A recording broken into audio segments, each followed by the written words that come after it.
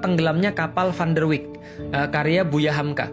Nah, maka di situ Buya Hamka menulis satu quotes yang saya ingat banget dari SMP sampai dengan sekarang. Dari sebelum saya masuk Islam sampai dengan sekarang, dan saya baru ngerti apa maksudnya setelah saya ngaji tentang Islam.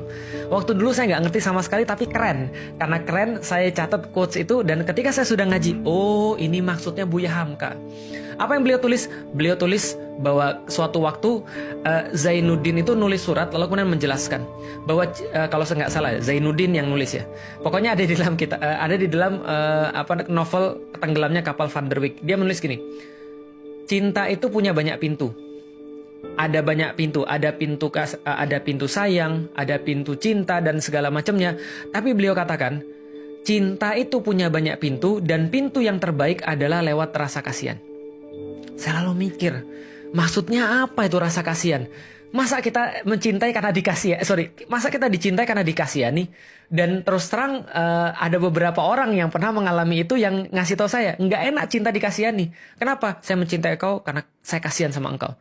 Kayaknya nggak enak banget kita dikasih karena kita dikasihani. Tapi ternyata dikasihani itu adalah pintu cinta yang paling luar biasa. Kenapa? Karena dia nggak berkaitan dengan fisik sama sekali. Dicintai karena kasihan. Kasihan itu sendiri adalah perwujudan cinta Allah kepada manusia. Maka ketika kita berbicara tentang kemudian keadaan kita di hadapan Allah Subhanahu wa Ta'ala, Masya Allah, yang kita harapkan adalah rahmahnya Allah, bukan keadilan Allah. Ketika kita nanti di yaumil kiamat, lalu kita bilang sama Allah, Allah adil dong pada saya. Mati kita, remuk, gak ada harapan, hancur kita. Lah kenapa? Allah bilang, kamu mau adil nih, serius nih. Wah, mati kita. Lah kenapa mati? Karena kalau Allah adil pada kita, habis kita. Setiap perbuatan kita, amal-amal kita, Allah adil. Setiap kebaikan satu dibalas 10 taruhlah. Atau setiap kebaikan dihitung. Tapi kan belum tentu hidup kita tuh kemudian semua perbuatan-perbuatan kita perbuatan-perbuatan kita tuh sempurna. Sholat subuh tadi aja, wudhu kita emang kita jamin bahwa wudhu kita benar? Apakah kita jamin ketika sholat kita khusyuk? Apa kita jamin bahwa bacaan kita benar? Apa kita jamin bahwa seluruh ibadah kita tuh tidak ada celahnya? Enggak. Ulama-ulama berkata, ibadah kita itu belum tentu diterima Allah. Belum tentu sempurna. Tapi maksiat kita itu sudah pasti diterima dan sempurna. Artinya kalau kebaikan belum tentu sempurna, tapi maksiat sudah pasti sempurna. Mau mengharap Allah adil sama kita, matilah kita.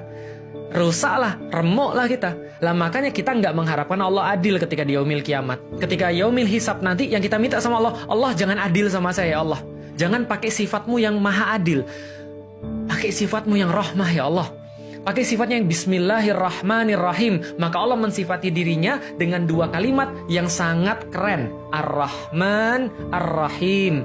Yang pengasih sebesar-besarnya dan pengasih yang sepanjang-panjangnya. Masya Allah. Maka itu adalah rahmah. Maka rahmah adalah kesian. Kesian sebagaimana Allah pada hamba-hambanya, sebagaimana ibu pada anak-anaknya, itu rahmah.